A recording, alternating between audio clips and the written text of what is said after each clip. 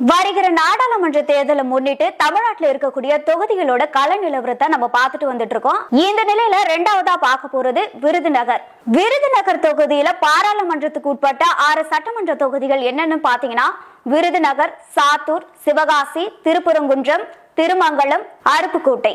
இதுல எந்தெந்த தொகுதி எந்தெந்த கட்சி கிட்ட இருக்குன்னு பாத்தீங்கன்னா திருப்பரங்குன்றமும் திருமங்கலமும் அதிமுக கிட்ட இருக்கு, சிவகாசி பாத்தீங்கன்னா காங்கிரஸ் கிட்ட இருக்கு, சாத்தூர் மதிமுக கிட்ட இருக்கு, அருப்புக்கோட்டையும் விருதுநகரும் திமுக கிட்ட இருக்கு. கடந்த கால தேர்தல்ல பாத்தீங்கன்னா 1991 வைகோ வெற்றி பெற்றிருக்காரு. அதுக்கப்புறம் பாத்தீங்கன்னா மதிமுக வேட்பாளரான சிப்பிப்பாறை ரவிச்சந்திரன் வெற்றி பெற்றிருந்தாரு. இவங்க யார் கூட கூட்டணி வச்சாலுமே இவங்க கேட்டு வாங்குற தொகுதின்னு பாத்தீங்கன்னா சிவகாசி தான். 2009 2014 வைகோ அவர்கள் தோல்வி அடைந்திருந்தாலுமே இந்த தொகுதி இப்போ அவங்களுக்கு கொஞ்சம் சாதகமா இருக்குன்னே சொல்லலாம்.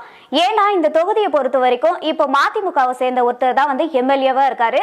அது மட்டும் இல்லாம வைகோவை சேர்ந்த அங்க அதிகமா இருக்கிறதுனால இந்த தொகுதி அவருக்கு கொஞ்சம் சாதகமாவே இருக்கு. அதுக்கு அடுத்தபடியா அதிமுகவிற்கு இந்த தொகுதி கொஞ்சம் சாதகமா இருக்குன்னே சொல்லலாம். 1990 அதிமுக தமிழ்நாடு முழுவதும் தோத்து இருந்தாலுமே இந்த தொகுதியில ஜெயிச்சிருக்காங்க.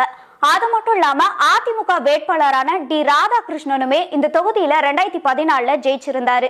அதன் பிறகு 2019 காங்கிரஸ் வேட்பாளரான மாணிக்கம் தாகூர் 4,70,883 வாக்குகளை பெற்று ஜெயிச்சிருந்தாரு. இவரை எதிர்த்து நின்ன தேமுதிக வேட்பாளர் அழகர்சாமி 3,16,329 வாக்குகளை பெற்று 2வது இடத்தை பிடித்தார். வருகிற நாடாளுமன்ற தேர்தலில் அதிமுகவுடன் கூட்டணியில இந்த தடவை தேமுதிக இந்த தொகுதியை குறி வச்சிருக்கிறதா சொல்றாங்க. இல்லனா கூட்டணி கட்சிக்கு கிடைக்குமான்ற எதிர்பார்ப்பு தொண்டர்கள் மத்தியில இருக்கு. இதுக்கு நம்ம வெயிட் பண்ணி தான் பார்க்கணும். இந்த தொகுதியில வருகின்ற நாடாளுமன்ற தேர்தலில் யாரெல்லாம் நிக்க போறாங்க அப்படின்னு பாத்தீங்கன்னா திமுக கூட்டணியான காங்கிரஸ் சார்பா மாணிக்கம் தாகூர் அவர்கள் நிக்கிறதா உறுதி செய்யப்பட்டிருக்கு. அதிமுக கூட்டணியான தேமுதிக சார்பா விஜய பிரபாகரன் அவர்கள் நிக்கிறதா உறுதி செய்யப்பட்டிருக்கு.